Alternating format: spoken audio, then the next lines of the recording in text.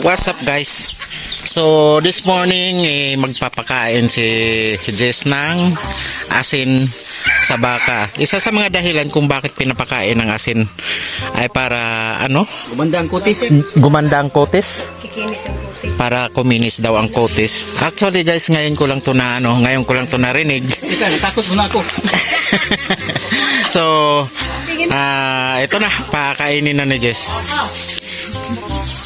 Ipaw mo, sino ka mo diya? Anak ba sino ba? Sino na darling? Sino na ba? Padol! Si Kuya Madlock. Padol! Padol! Ayan na guys. Ayaw ibutang. Isa mo na, anak. Ay, Kuya. Di man siya maupuan. Mukuha na, ayaw ibubos. Ayaw ibubos. Oh, ayan. So, isa sa mga dahilan daw para gumanda ang kutis ng baka. At syempre para din marami ang maiinom nila. Di mo siya matultul. Yan. Ayan na, natuntunan na niya. Oh, kagilok yun.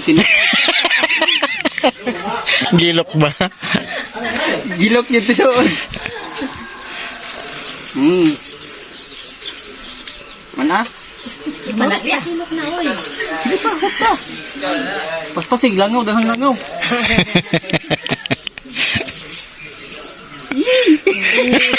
Nangurog. Nanginig yung kamay. Gilok kayo. Sarap? Sarap, pagkatanan pagbakang masarap na. Sarap? Uy, Punang-puwa mapugang. mana? Wala na. Yay! Alright. Success. Success challenge. Oh, success challenge. Ikan challenge. Sumakay sa likod. Ikaw pa, pagkatanan, di na baka. So, ayan guys. Tapos na tayo, no? Kainom na yung tubig. Baka. So, ang dami nating mga viewers.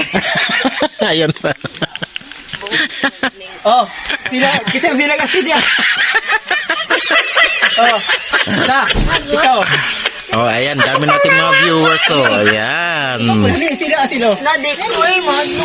Kali ba sila? So, ito nga pala yung owner nitong baka. Oh. Ayun sa nga Buntis siya ngayon. Malapit ng mga anak.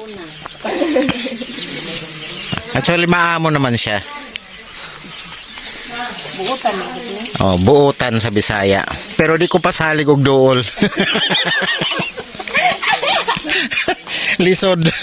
Wa kailan ako na oy.